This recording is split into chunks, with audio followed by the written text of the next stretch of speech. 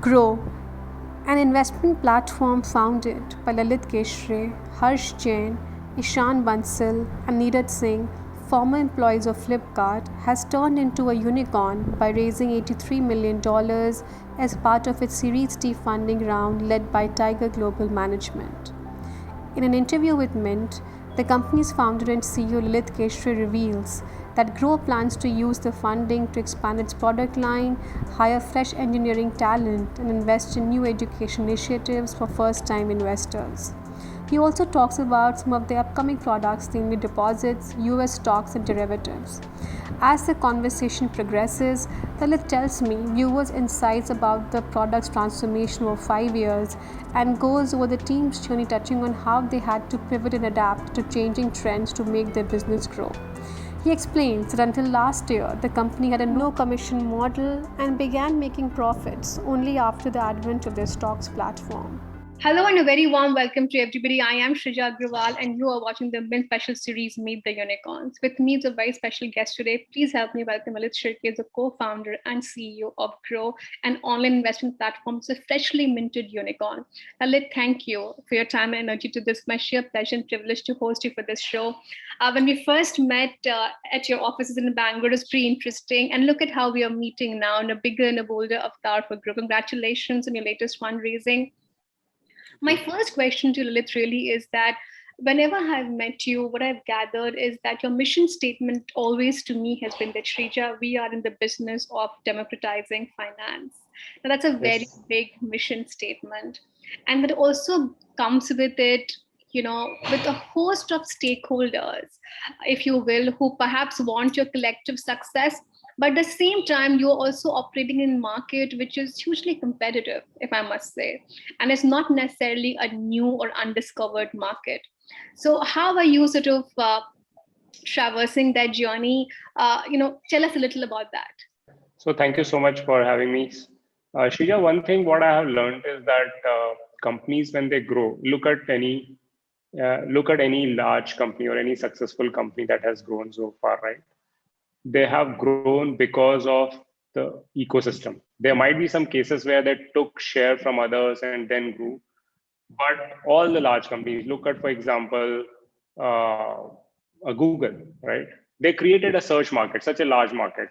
Look at HDFC Bank, right? They expanded the market and created the market. Most of their growth did not come from taking market share from others or look at Coinbase, the fresh IPOs that are coming. Like look at Zomato that is going to come, or look at Flipkart, for example, right? Flipkart did not take share from others. They created a new e-commerce market. So ecosystems grow, and when ecosystems grow, a lot of new companies come into picture, and a lot of it is additive in nature. Like things get better for everybody, and it's not like win-lose game. It's a win-win game for everybody. Right. I can give more examples. So for Groww, for example, right, when we grow, our AMCs are growing, right, because they are as a business are growing. As a broking, when we grow, your exchanges, your entire ecosystem is growing. More and more awareness is coming. And if you see, we are not like taking share from others. We are creating our own path, right? That's interesting, and that's a useful insight to Lalit. So are you suggesting that as ecosystems grow, it is not necessarily a play of one eating into the another, but perhaps the market opportunity is so huge and the ecosystem sort of propels you to sort of just keep adding on and becoming better than the previous player that there was. Is that what you're trying to tell me? Yeah, absolutely. So I think there will be multiple players. They will have different value propositions, different value adds, and so on, right? But the market is just so huge. Look at the penetration. Like when we talk about financial services, there is mutual fund. There are mutual funds. There are stocks. There's insurance. There is credit. And if you go into each of them, insurance, there are like life insurance, general insurance, life insurance, and so on, right? And if you go deeper and deeper, if you look at the penetration, like what have we done so far? Literally, like it's nothing, day one for all of us, right? So I think I don't think people worry about competition in this industry now. People like all of our job is to kind of continue expanding the markets, continue making, as our mission is, right, democratizing and making things accessible to millions of people in India. Okay, so I understand that perhaps competition is not necessarily the top concern for you as you're building out Grow. You have perhaps more operational concerns from a day-to-day basis. So let's tell me one thing that, in a market when there's a cred, there's an upstocks, there's a script box, there's a zero dha, and then there is Grow also. And you also said that, Shrija, all of us, what we have collectively done has just crashed the surface of financial services in this country. So when I look at this pie, some of you are perhaps making money and some are not. I mean, for instance, your burn is pretty high because you can possibly argue with me that, Shrija, I'm at the very early chain, early life cycle of how I'm growing my organization. So what really are you trying to build then? Your focus right now is to just keep building that large customer base and not really focus on the bottom line as much. Shija, I don't agree with you that our burn is large or anything, right? We have raised a lot of capital, but we have almost all the capital with us today, right? We are not burnt, uh, and like we're literally not like burned in less than very less, like compared to like similar size. We are also making money now. And to answer your questions, like there are a lot of companies approaching in a different way and different strategies and so on. But if you see one thing, all are doing good, right? And if as a country we continue to grow, if economy continues to expand, internet will continue penetrating, like all of us will keep doing good and will have good businesses built out. So what is your cost per acquisition for customer? Give me that. There's an end tracker report that says that you kind of shot up 20x in FY20, but with a minuscule revenue and your losses jumped over as much. I can see your EBITDA percentage in hugely about 789% negative for FY20. Yeah, at this stage, it does not make sense for us to look at to see. I'll tell you simple, right? You we were direct platform, right, till like last year, right? And direct means zero commission, boss. We don't make money, so it would be low revenue, right? What do you want me to answer there? Why is it a news? No, so you are zero commission. So what is the path for monetization? Tell us. Now we are making money, right? So what is your path to monetization then, Lalit? Yeah, so we launched stocks recently. Mm-hmm. Last year it's been 1 year now, and that has been doing very good for us from monetization's perspective. So now that one tick mark, one question mark. There are always question marks in startup journey. If there are no question marks in startup journey, then all large corporations should do that thing, right? So as startup founders, our job is to answer those question marks. Sometimes it takes 1 year, sometimes it takes 5 years. It took us 4 years for us. So but we answered that. Now we have good monetization, which is going fast. Okay, and is that monetization keeping in pace with how much you want to burn? Like, for instance, what you are telling me that the Tiger Global cash infusion perhaps is the money you still have in the bank. You have not. We have Series B, Series C, Series D, everything in the bank. Then why raise capital? Then let me flip that. Capital is an asset. Capital is an asset to build for long-term business, right? We treat capital just like your people asset, your capital asset. In financial services, capital is an asset. Okay. And if I were to ask you then, Lalit, what really is your competitive advantage from a distance as a user? To me, an Upstocks or a Zero Dha or a Grow looks very similar from a distance. From a distance, I'm saying. Yeah, but they are different. So what really is your moat or competitive advantage in how you are building out the business? So we can't comment as we discussed last time also, right? We stay away from focusing or commenting on competitors. They are doing, we respect all of them, and everybody has different approach, as I keep saying. Our goal is to make long-term investing very simple, transparent, And so far, we have been super focused on that. And that's why our people, our customers just love our product. They talk about it to their friends. And we have been growing because of that, right? And over next, so that's what we have been doing for last 5 years. And next 5 years also, we'll continue to do just that. So I think let's take a step back and let's sort of begin a little from the beginning. I think one of the things that has really sort of worked in your favor and has been talked about quite a bit is this your customer acquisition strategy through social media, and how you sort of really started out with answering questions on Quora and WhatsApp groups to sort of really building out a formidable franchise as you have now. So how really you have gone about that? You know, how have you seen that customers keep coming onto your platform, and how have you utilized social media as an effective strategy for that? See, the fundamental philosophy is simple, like, help customers make the right decision. And and our strategy was very contrarian strategy, that we will not advise customers, because advisory is very personal in nature. Like, Shrija, I cannot tell you, okay, what mutual fund you should buy or what stocks you should buy. I think it would be very unfair to tell you without knowing about your personal goals, about your risk profile, and so on, right? So we stayed away from that, which was very different from, which was a very contrarian strategy.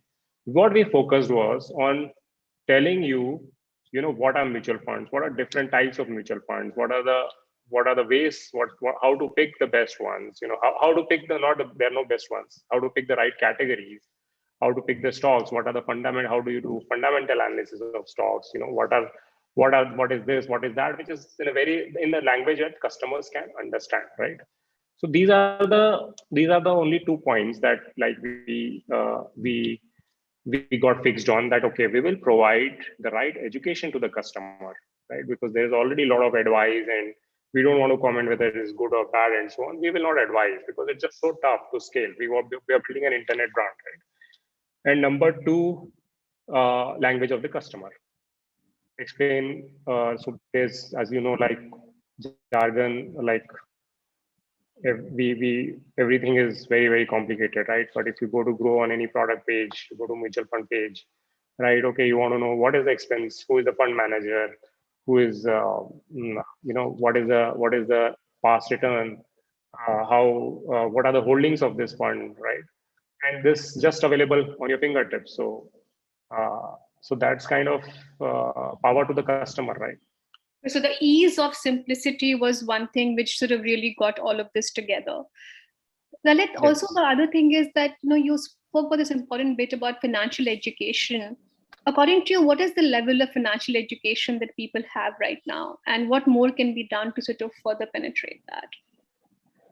See, yeah, I think it's a bit unfortunate that when we are in school, like, we learn about calculus and algebra and a lot of concepts, but we cover financial education. We don't do that, right? We don't have that much of coverage. So I would say we are far behind as a country in terms of financial education.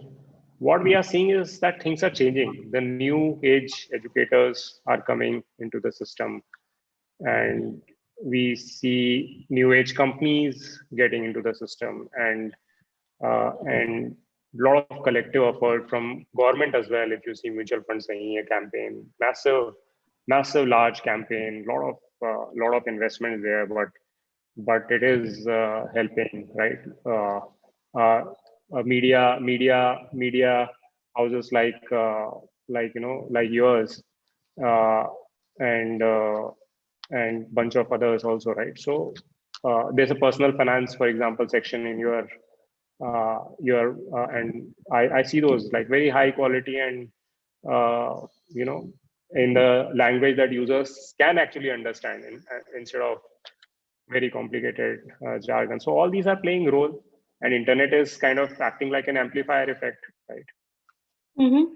So tell me one thing that, Lalit, you spoke about financial education, the ease of simplicity with which you have put the product together.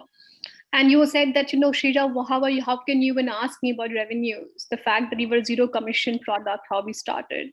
So take us a little about that. You spoke about the fact that now you're making money with stocks. So what is your path to monetization in terms of what are the new offerings on the annual through which you think you will make money, if that is the goal or the immediate concern going forward? So yeah, I think if you go to grow.in/pricing, our pricing is it's there, right? And a lot of other products are coming. And I think, see, the thing is, like, we need to see it in a very long term way, right? In internet businesses, you have millions of customers and you make small amount of revenue from them, and you still make a lot of revenue, right? So we like, and that's what we need to work on going forward. So the idea is to get more and more people onto the platform. That is always a number one priority, than to have a very steady and predictable revenue stream. The idea is to build a very, very large business, I'm gathering, rather than, build a business which perhaps could be small and focused with a solid revenue operating business. But you want to build a very, very large internet business, right? Yeah, we want to create a very high impact. See, as I said, like, if you look at the penetration and the kind of gap that exists in India, right? You need a lot of stamina, and that's another question you asked, right? Why raise so much capital then, right? So this is like, it's not like a 1 year, 2 year game, right? It's a very, very, so HDFC took 25 years plus, right, to get the confidence. Amazon started in 95, or I don't remember the exact year, but look at the number of years it took. On, like, 2007, there were questions being asked. 2010 questions, even 10 years after Amazon, questions were asked on viability and whatnot, right? But it's a long-term business, and you need to have conviction now. So that's how our approach is. But what is feeding into this conviction? I mean, you're giving me all these examples of Amazon and HDFC Bank. So clearly these questions don't bother you. And I think this is the third time in this interview when you have told me that, Shrita, you'll have questions being posed to you at various points of time. So questions don't really bother you at all. I think you are very optimistic and you're very single line focused for the 10 years hence that you're seeing that, the future. Hey, entrepreneurs don't have option to not be an optimist. How can entrepreneurs be not optimists? I don't have an option. No, I think, for instance, what I'm trying to ask you is that the day when you raised this huge round of funding, you had someone like, somebody from your competitor, Zerodha, putting out this post that, it's perhaps not the right time to raise money at ridiculous valuation. And there's a reason that they sort of were bootstrapped. These things can be flippant, these things can rile you up. These things can tell you that perhaps are you on the right path or not. Sometimes you also can tend to question yourself. It's not about this example, but there are various questions that as a founder you can keep asking yourself. So are you telling me that none of this ever bothers you? See, we are human beings, but there's always like these kind. So I think what we have learned is that continue on your work, continue on focusing on your customer. There is no right or wrong, and there is no one single approach, right? So I think, yeah, these are the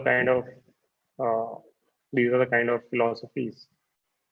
There would be multiple, let's say, $100 billion companies would be formed in next decades or so on.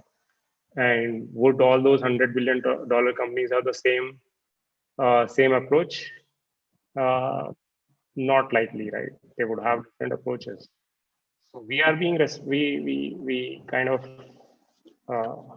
we respect everybody's opinion and everybody's approach, and have conviction on ours. Okay, I am for this moment, I'm buying that conviction of yours because you have very smartly and very conveniently seemed to be, you have not answered a single question of mine in terms of competition, revenue, expansion plans, monetization, conviction. And you have very smartly said that, Shrija, I believe on the path that I'm in. Okay, now let me ask you this. The kind of functionings that we are seeing in the West, especially with the likes of Robinhood, and a very scathing piece in the New Yorker saying that the entire idea of these platforms was to democratize finance.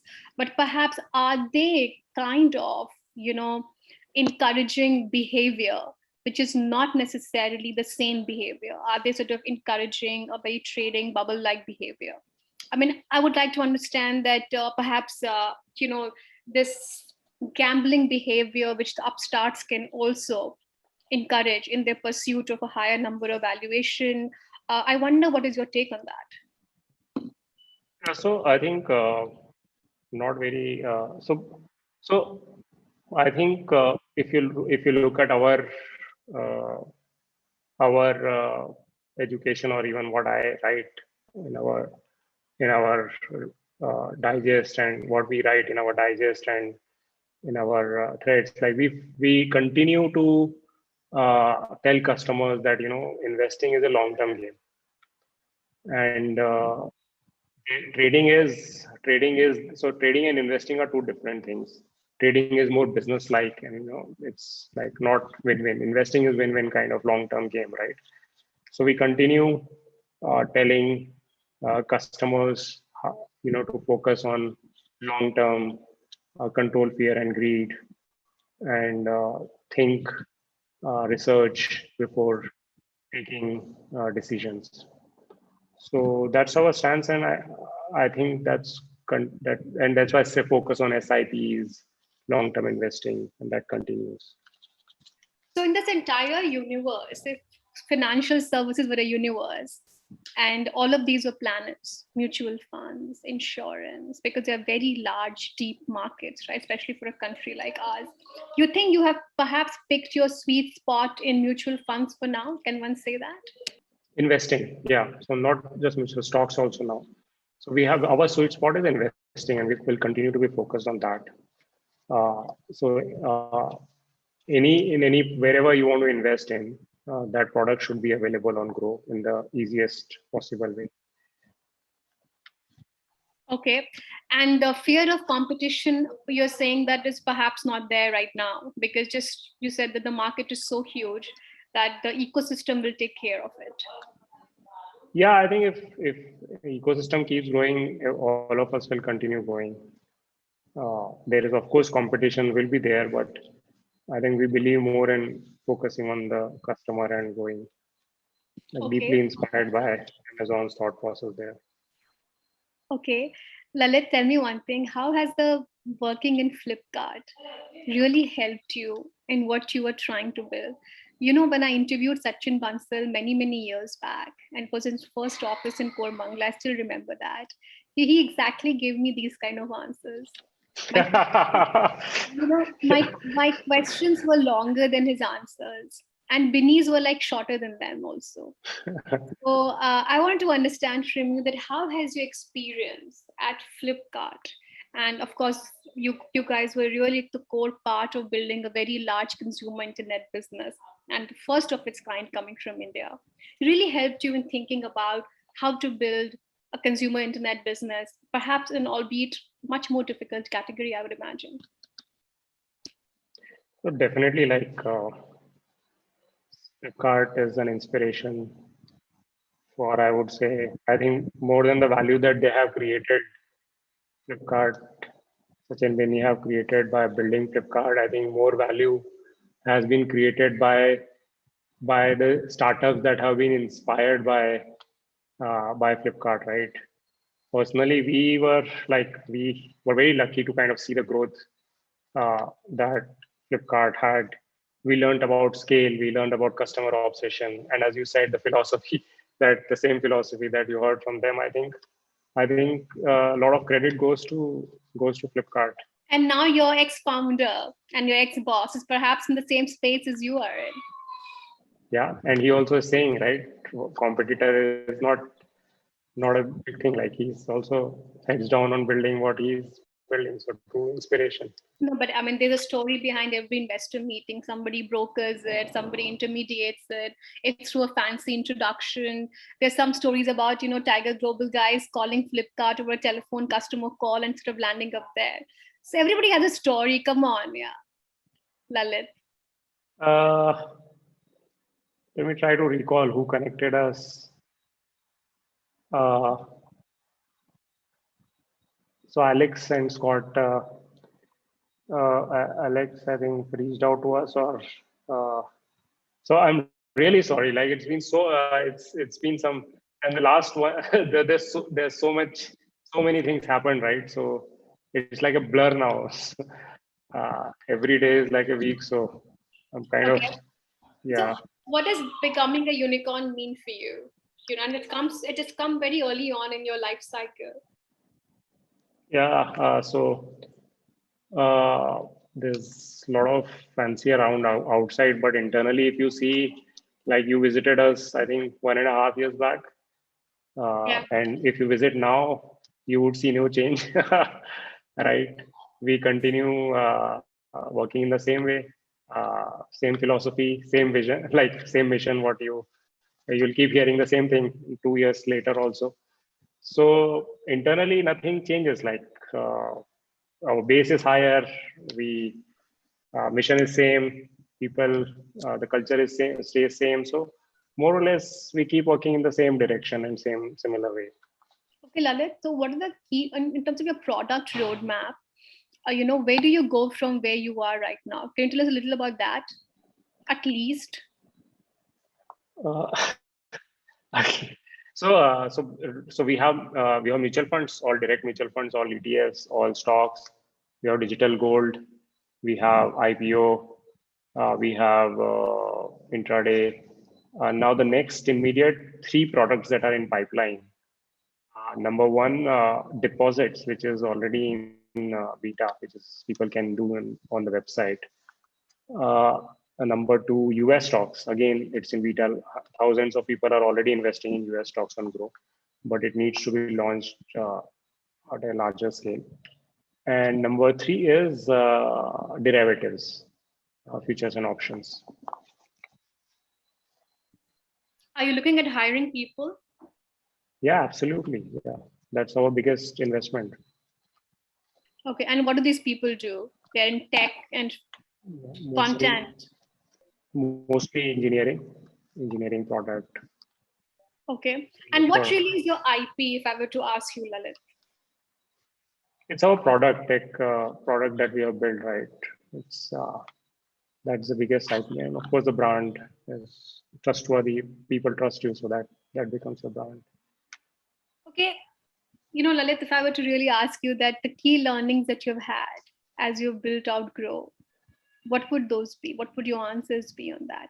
The biggest learning has, I mean, it's like a revalidation and again that you need to focus on customer always, right? No matter you are like $10 billion company or $100 billion company, you cannot stop focusing on customer. Like Amazon, as I keep like it's better. So might sound like a broken record, but they keep going bigger and bigger, right? Second is it's a team, right?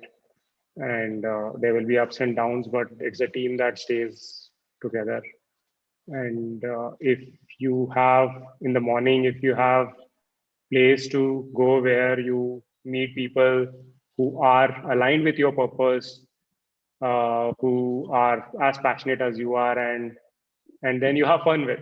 That's a very important thing, right?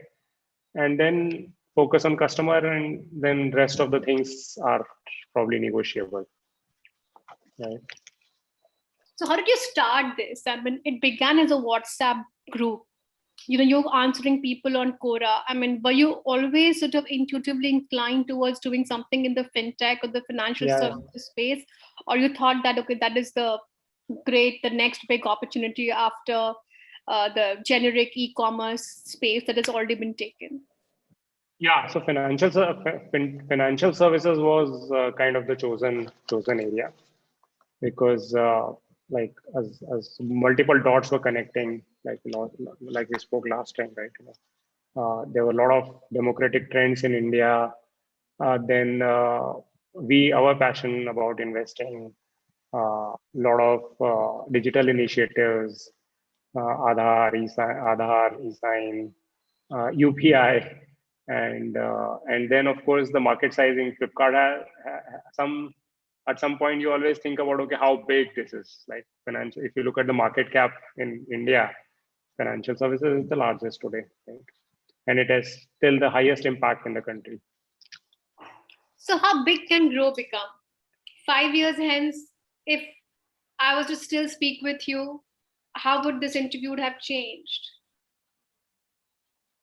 I'm afraid not much. Like you would probably get the similar kind of answers, but at a larger scale. Like we would still be very very focused on the customer. We would be venturing into new areas. Right, 5 years, I think we would have covered almost everything in investing. Right, and we would be getting into other domains, right, like insurance or something.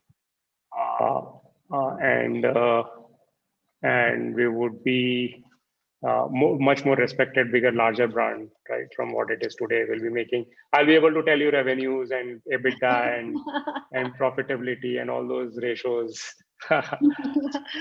No, Yeah. that is fine. I think we're sort of getting towards the end of our conversation, Lalit. I also want to sort of understand from you that, what would your advice be to perhaps, somebody who's venturing out in the fintech space right now? Because as a person who has been tracking private markets for quite some time, I do see that the funding velocity in the fintech space, be it on the lending side, especially the lending marketplaces, you're creating an investing platform, those really targeting the personalized insurance space, for instance, and the likes of Policy Bazaar. So it just has caught the popular imagination, the entire fintech space. Should people really be seduced by the entire investor velocity here, or perhaps take a step back and recalibrate their decision? What is your sense? See, I think, these are like my only advice is think about long term. Like in 2015, 16, when we were starting, funding was completely dried up after that 2015 hyper funding phase, right? Funding cycles, hotness cycles, everything is bound to change, and the cycles are always there, right?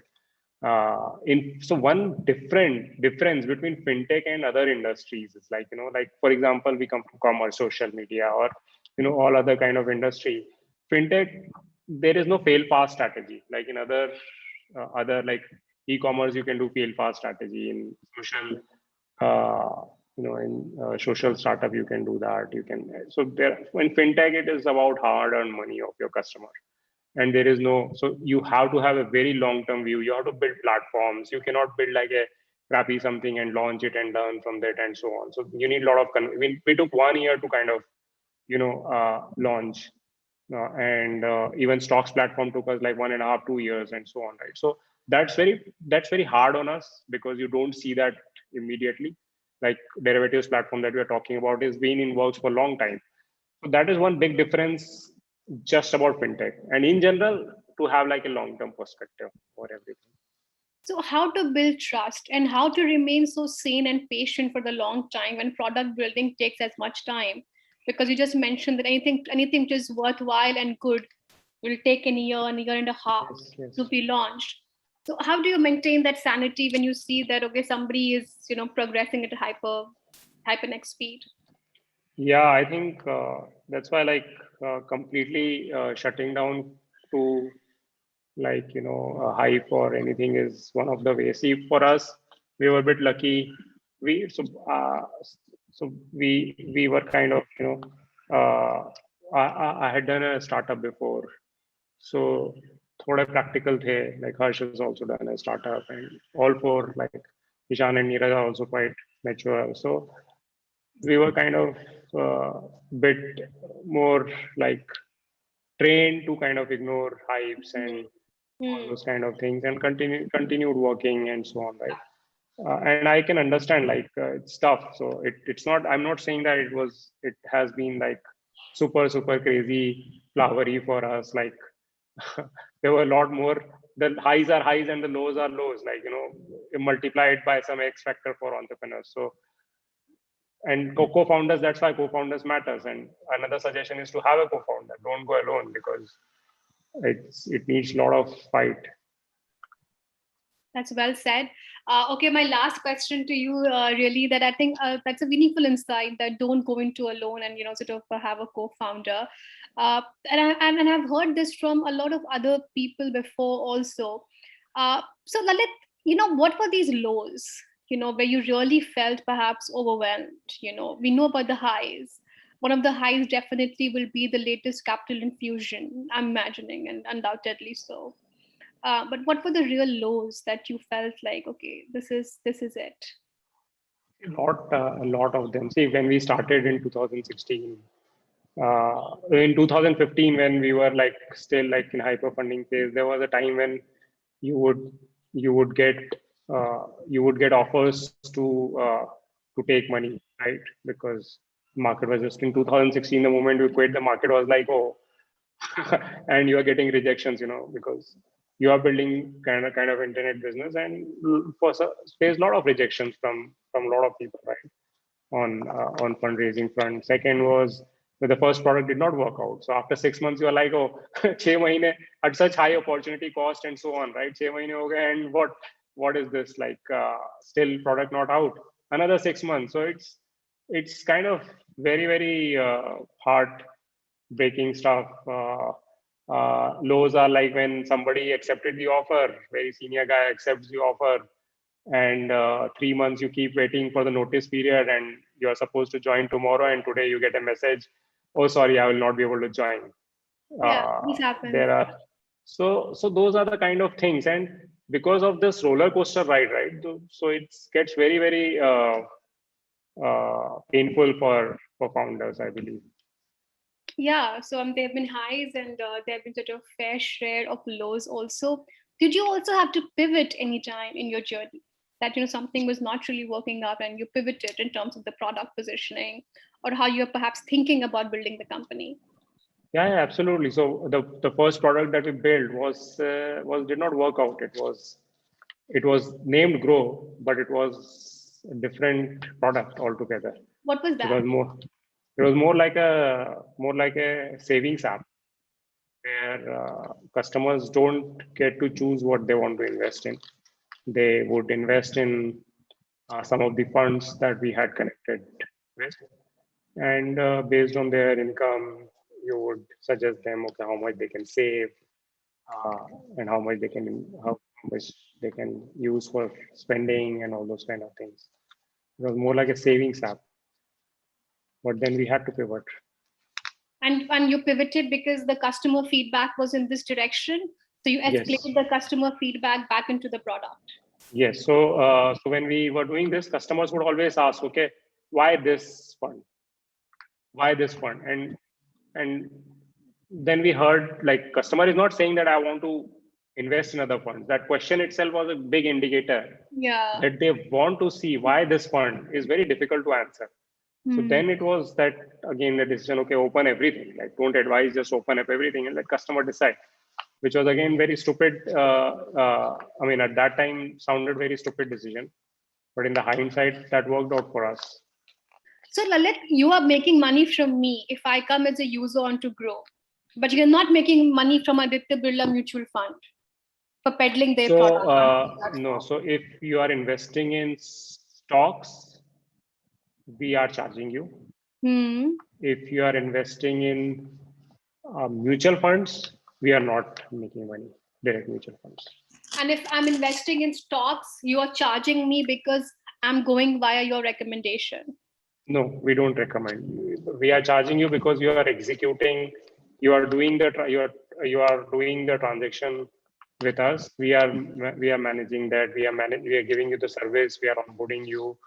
We are helping you track your investments and so on. Okay, so it's like the way people used an OTA platform like a Clear Trip or Make My Trip. to It is like use per basis. So we have abolished all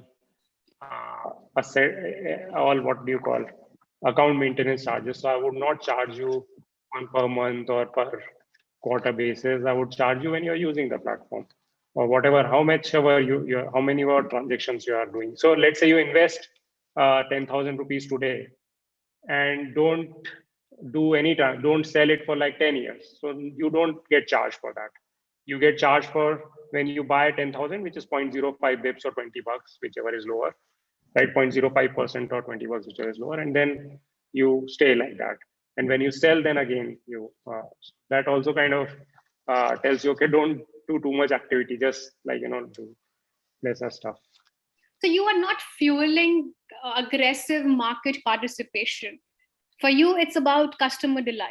You're saying that understand your risks, take your decisions, informed decision. I can help you do that.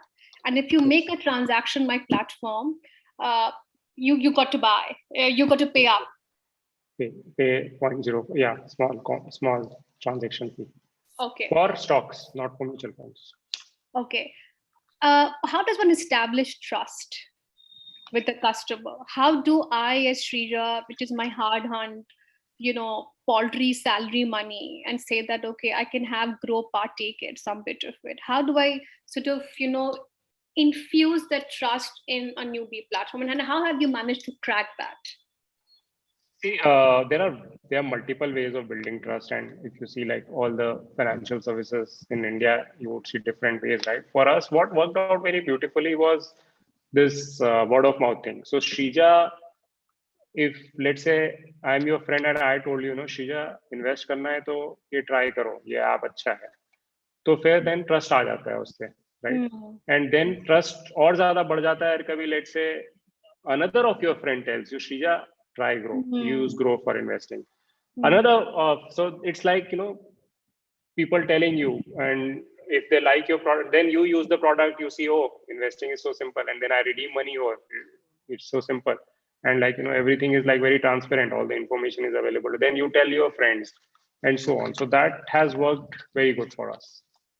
Wow, great. That was interesting and helpful, Lalit. It's time for some sort of rapid fire. We talked about your lows and highs. So what are you Netflixing these days, if you're getting time, that is?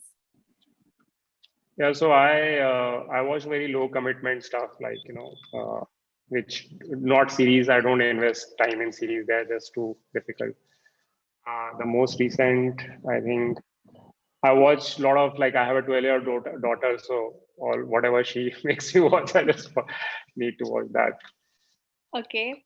One advice that is always stuck by you in your life, one thing that is something which you swear by in your life. Simplicity is tough. I can see that. Yes. Yeah. Great. And, if you were to tell me that something which the first principles thinking, which Musk kind of, let's say, romanticized for all of us, what is it for you, the go-to person, Musk or Bezos, in terms of thinking and idealizing? Bezos, of course. And why is that? We have followed, like, so the first, so he continues repeating the same thing. If you look at his any shareholder letter to shareholder, he will point down to like 95 letter to shareholder, and whatever he wrote that. So long-term thinking, right? I think that is what so customer focus, long-term thinking, decision-making frameworks, like what he has built as, the kind of value. How many times do you order on Amazon? Like, how much have they changed? How much impact have they created? How much cost have they saved? And new innovations, like I'm crazy user of Kindle. There's AWS, and I think if we can create that kind of value in the world, like we'll be very happy. Great. And just generally last, your most humbling experience during the times of COVID, which really jolted you as a human being and pushed you out of your comfort, and perhaps you started questioning yourself, like all of us as human beings, that, why are we here anyways? I think, what happened was the COVID stuck last year, right? And we got in, look, okay, let's do this, let's prepare for this, and we were prepared, and nothing. So things happened, bad things happened, but at least, like, it was not that. This time, it was like crazy. It suddenly came, although we were all working from home, but around you, right? Your extended folks, your colleagues, and so many people getting impacted, and very so the emotional energy that was required. Like, I think never have I ever experienced that kind of requirement of emotional energy to support people, and that was, I think all of us would come out differently after this, is what I feel. This time it's so all the fears that we had last year came across this time, and as a surprise, I believe. Thanks, Lalit. That was a wonderful conversation. And thank you so much. I hope to sort of meet you in person again when the times are normal, but I can only hope for that. I wish you and yours a very happy and positive 2021. I just hope that all of you are safe and positive the rest of the year. And do stay in touch. And thank you. Thank you for your time. Thank you so much. Thanks so much. Yeah. Bye. Bye.